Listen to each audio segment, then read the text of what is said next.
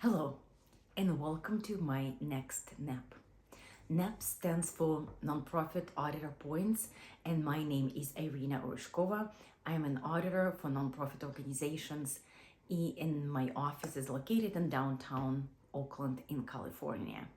I created these small NAP videos to help nonprofits to understand some accounting issues better, to explain some new guidances under the general accepted accounting principles in United States. So let's start. Just to disclose, these videos are not authoritative.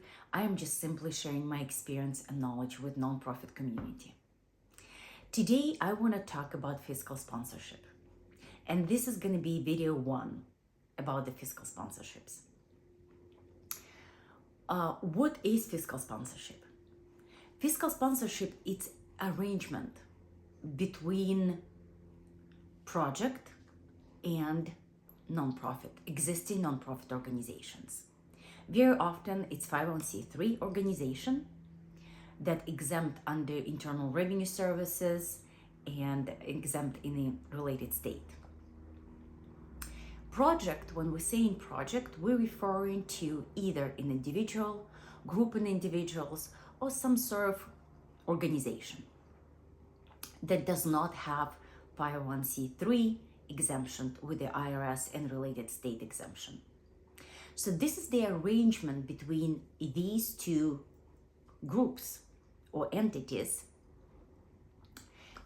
And with such arrangement, this group of either one individual or group of people that we call project would like to conduct charitable program, however does not have time, resources, and even desire to create existing nonprofit organization and take advantage of all nonprofit exemption that is provided under law. Why that situation might occur and who can be fiscal sponsoree or project, what benefits of fiscal sponsorships, how these kind of relationships have to be organized, how they can be ended, what is the responsibility of the project and 501c3 that is sponsor organization. All of these questions I will try to address to make sure that both project and 501c3 organization understand. So let's first of all define who can be a project or sponsored group. It can be one person, it can be a small group of people, 2, 3, or it can be a larger group of folks who wants to conduct charitable activity. The most common examples of project or sponsored group or individual are artists or medical group of people, medical doctor, and social justice groups. Before I'm going to get nuts and bolts of the fiscal sponsorship requirements and regulations, I want to give you an example in real life how that might occur. If an artist have been approached by some foundation and was offered a grant to do some project, maybe that's going to be in a summertime for specific group of people, maybe teach children or teaching adults, or conduct some other project within the community. And that foundation is offering to artists, let's just say $100,000 to do that project. Artists know how to do artwork. Artists wants to be creative and do what he, she, or they are good at doing. But they don't know once they're going to receive this $100,000 what their responsibilities are. Are they going to pay taxes? Do they need to report somebody that they got this money? Do they, how they would account for the revenue expenses on their own tax return, what they need to do? It's a lot of questions and can be very time consuming and confusing for just an artist who just really wants to create and do program work. So for the artist, gonna be two choices. Artists can either get educated, get consultants, learn how to do entity, how to get exam status, how to proper account for revenue, for expenses, how to pay taxes, a lot of how, and then artists can say, now I'm ready to do the project and accept this $100,000 grant. That's a very long and time consuming and expensive way to do that. The easy way is for the artist to find another existing, well-established 501c3 with a similar mission and ask that nonprofit organization to be a sponsor for that project. This way, all the artist will need to do just simply continue to doing his work, her work, or their work, and they just need to get an agreement with their sponsor to understand their responsibility. But pretty much that would be it from administrative standpoint. This way is much simpler for the artist to continue doing what they love.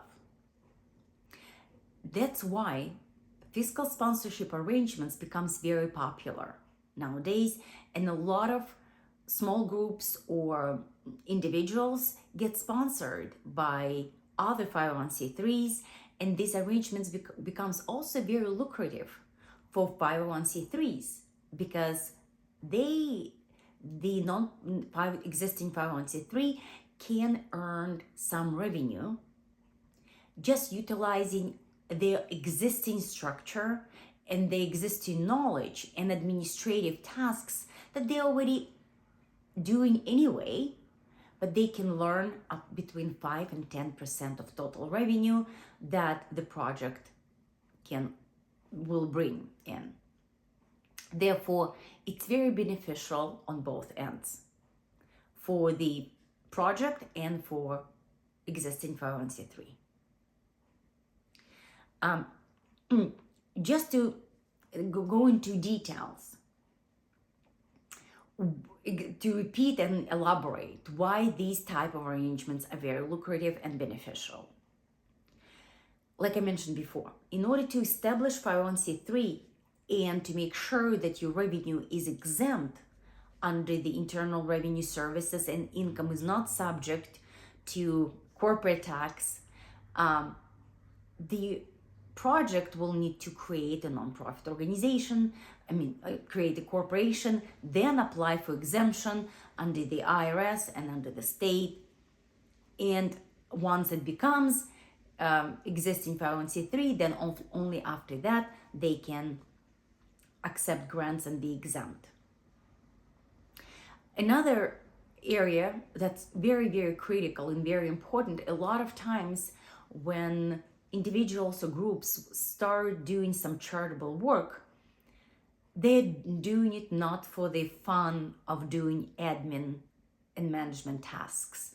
Those can be tedious, time-consuming, and very specific, and very often inspired either artists or a doctor do not have time and inclination and even desire and various resources to spend to learn all of this, how to run a 501c3.